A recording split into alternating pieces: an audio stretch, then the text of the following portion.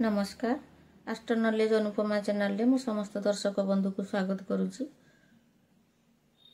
आज मु जड़े भौणी प्रश्न नहीं सी सुजाता मल्लिक भौणी सी लिखिं good morning ma'am I want to know difference between rashi and lagna please reply और make a video on this topic. Sujata भौणी मु आपन को गोटे कथा कही रखुची मु जो मोर प्रथम वीडियो गोटे वर्ष तले छाड़ी थी तापरे बंद कर देइथिली। से वीडियोटी केवल लग्नर महत्व उपरे छाड़ी थी। आपन जदि चाहिए मोर पूर्व वीडियोटी को क्लिक करिकी देखि परिबे। तथापि मु एठी गोटे कथा कही रखुची लग्न कौन लग्न राशि कौन चंद्र राशि कौन। आपन जन्म समय रे आपनकर चंद्र जो राशि रे थिबो सेटा आपनकर राशि हेबो। धरंतु आज आपण पांजी रे देखिए एक कथा जानि परिबे। धरंतु आपनकर मेष राशि रे चंद्र रहुची। मेष राशि रे तीनोटी नक्षत्र अश्विनी भरणी एवं कृत्तिका नक्षत्र। चंद्र आपनकर मेष राशि रे जो नक्षत्र रे थिबो आपनकर सेही नक्षत्र सेही राशि हेबो। चंद्र गोटे राशि रे 2.5 दिन रुहंती। आउ लग्न हबो समय अनुसार आपनकर सूर्योदय रु सूर्यास्त पर्यंत सूर्यंकर गति अनुसार लग्न स्थिर होइथाय। सूर्य दिन बेले प्राय 2 घंटा किछि मिनिट थाय गुटे लग्नर मुहूर्त। राति रे से गुडी को समय रे पाखापाखि 2 घंटा थाय को समय रे को मास रे ताहा 1.5 घंटा पाखापाखि थाय। लग्न आमे जानु सूर्यर समय अनुसार सूर्यर स्थिति को कौ लग्न रे रहिबे से स्थिति को लग्न बोली माना जाए। तेबे आपण लग्न रु केमिति जानिबे कुंडली चंद्र रु केमिति जानिबे से विषय रे गोटे उदाहरण दउची। धरंतु आपणकर तुला लग्न एवं कर्कट राशि आपण जेतेले जन्म ग्रहण करिसंती सेते बेले आपणकर चंद्र थिले कर्कट राशि रे आ आपण जो समय रे जन्म ग्रहण करिसंती से समय रे सूर्य थिले तुला लग्न रे। तो लग्न और राशि रो आपण केमती प्रेडिक्शन करिवे गोचर ग्रह उपरे ता विषय रे मु गुटे संक्षिप्त उदाहरण दउची। एबे शनिदेव अछंती कुंभ राशि रे। जदि आपणकर चंद्र लग्न रु देखिबे तेबे चंद्र राशि रु माने कर्कट राशि रु अष्टम रे अछंती शनिदेव। चंद्र रो अष्टम रे शनि को गोचर को शुभ माना जायनी। कौनसी संघर्ष शारीरिक पीड़ा क्रोनिक रोग हबार संभावना थाए। किंतु जदि आमे ताकू तुला लग्न रु देखिबा तेबे पंचमे शनि पंचम रे गोचर करूचंती। ताले चंद्र राशि रु ताहा अशुभ को गला लग्न रु ताहा शुभ को गला। कारण लग्न रु पंचम रे गोचर करूचंती। एठी आमे शुभ मानिबा ना अशुभ मानिबा।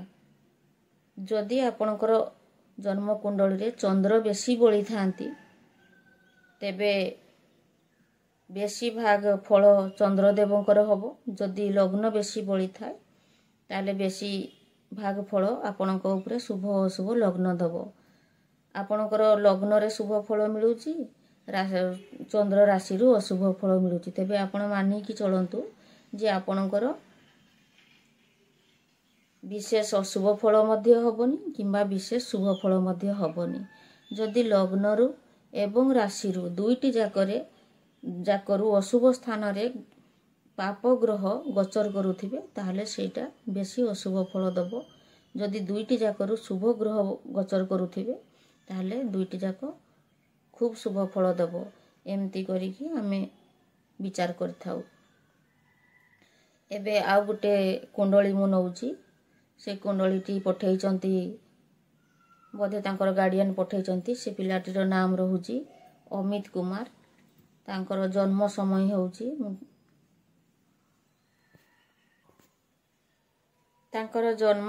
होउची दिन 10:12 तांकर तारीख होउची 7 सेप्टेम्बर 2004। तांकर क्वेश्चन होउची से कौन करिवो पाठ पढ़ुनी तांकर प्रोफेशन लाइन केमिति हबो से विषय पचारिचंती। तार पाठ पढ़ारे मन लागुनी, तार कैरियर विषय जानिबा पई ता गार्डियन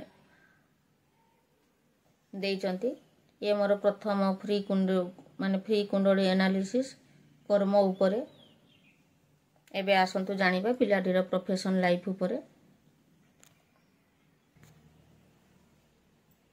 तांकर गार्डियन लिखिचंती पिलाटी पाठ पढ़ारे मन दउनी, किंतु तांकर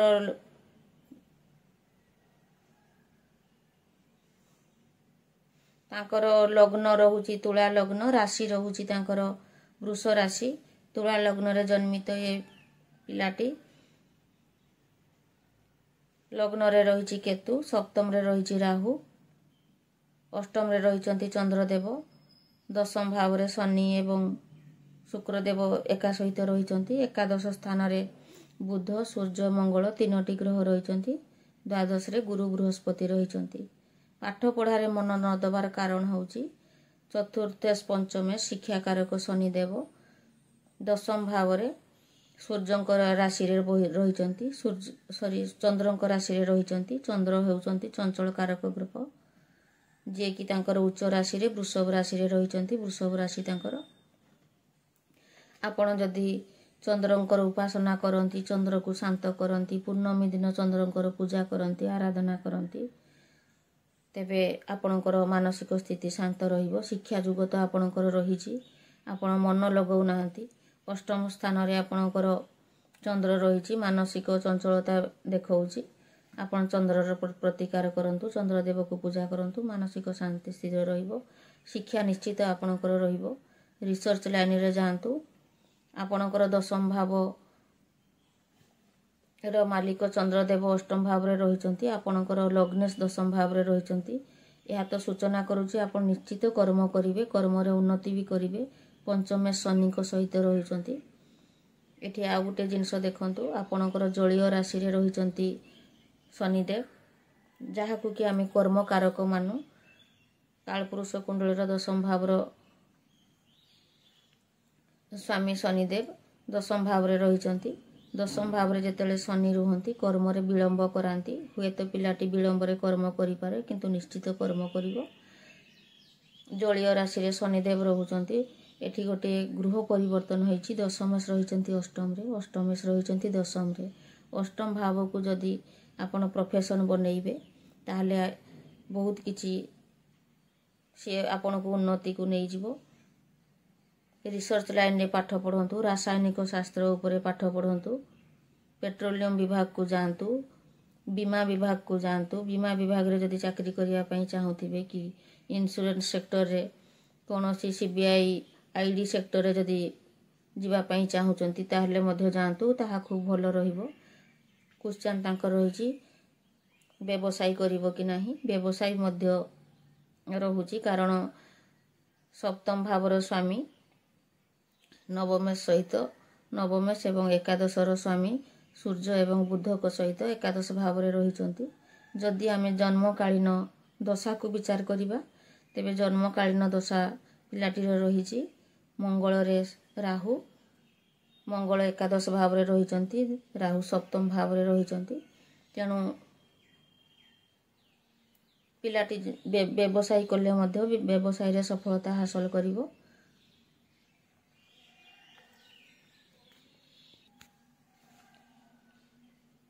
एठी गोटे मु आपन को कहिबा पई चाहूची, आपनकर लग्नेश शुक्रदेव पंचमेश एवं चतुर्थेश शनि को सहित दशम भाव रे रहिचंती। लग्नेश माने आपण खुद निजे, कर्म भाव रे कर्म कारक शनि को सहित जेहेतु रहिची, आपण जदि निजे कर्म न करिवे ताहले किछि पाइबे नहीं। कारण जलचर राशि रे, जलतत्व राशि रे जेतेबेले कर्मेश रुहंती सेतेबेले किछि अलस्वामी तांको देह को आसे। सीए माने ठकेइबा मनोवृत्ति नहीं कि काम करंती, किछि काम चंचलता देखांतिनी, जोटा कि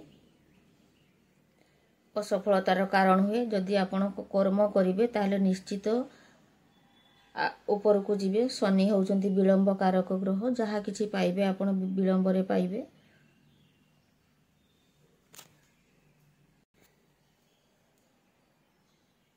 ଜନ୍ମ ରାଶିରେ ଦଶମେଶ ଚନ୍ଦ୍ରଦେବ ଦଶମାଂଶା କୁଣ୍ଡଳୀରେ ସପ୍ତମ ରାଶିରେ ତୁଳା ରାଶିରେ ରହିଛନ୍ତି। ତେଣୁ ତୁଳା ରାଶିକୁ ବ୍ୟବସାୟର ରାଶି ମଧ୍ୟ ମାନାଯାଏ। ଯଦି ପିଲାଟି ବ୍ୟବସାୟ କରିବା ପାଇଁ ଚାହିଁବ ତାହେଲେ ବ୍ୟବସାୟ ମଧ୍ୟ କରିପାରିବ। ତାର ଜନ୍ମକାଳୀନ ଦଶା ନାଥ ମଙ୍ଗଳଦେବ ସିଏ ଦଶମ ଭାବରେ ରହୁଛନ୍ତି, ଦିଗ୍ବଳୀ ହୋଇକି ରହୁଛନ୍ତି। ଅନ୍ତର୍ଦଶା ନାଥ ଦ୍ୱିତୀୟରେ ରାହୁ କର୍କଟ ରାଶିରେ ରହିଛନ୍ତି। ଏଇଠୁ ଜଣାଯାଏ ପିଲାଟି ତାଙ୍କର ଯେଉଁ କର୍ମ ବି କରୁ ତାର ଟ୍ରାଭେଲିଂ ବହୁତ ରହିବ। ସେ ଚାକିରି କରୁ କିମ୍ବା ବ୍ୟବସାୟ କରୁ। ପିଲାଟି ହାତରେ ଚାକିରି ବି ରହିଛି, ବ୍ୟବସାୟ ବି ରହିଛି। ସାଧାରଣତଃ ପ୍ରାଇଭେଟ୍ ଚାକିରି, ପ୍ରାଇଭେଟ୍ କମ୍ପାନୀ ମାନଙ୍କରେ ଯେଉଁ ଚାକିରି ତାକୁ ବ୍ୟବସାୟ ସହିତ ଜ୍ୟୋତିଷରେ ମାନାଯାଏ। ତେଣୁ ପିଲାଟି ଯଦି ପ୍ରାଇଭେଟ୍ କମ୍ପାନୀରେ ବି ଚାକିରି କରେ, ବ୍ୟବସାୟ କରେ, ସବୁକିଛି ଉନ୍ନତି ରହିବ। ରିସର୍ଚ୍ଚ ଲାଇନ୍ରେ ପଢ଼ୁ, କେମିକାଲ ଲାଇନ୍ରେ ପଢ଼ୁ, ରାସାୟନିକ ଶାସ୍ତ୍ର ଉପରେ ଅଧ୍ୟୟନ କରୁ, ସେସବୁ ତା ପାଇଁ ଶୁଭ ରହିବ। ପେଟ୍ରୋଲିୟମ ବିଭାଗରେ ଯଦି ଯିବା ପାଇଁ ଚାହୁଁଥିବ ସିଏ ବି ତା ପାଇଁ ଶୁଭ ରହିବ।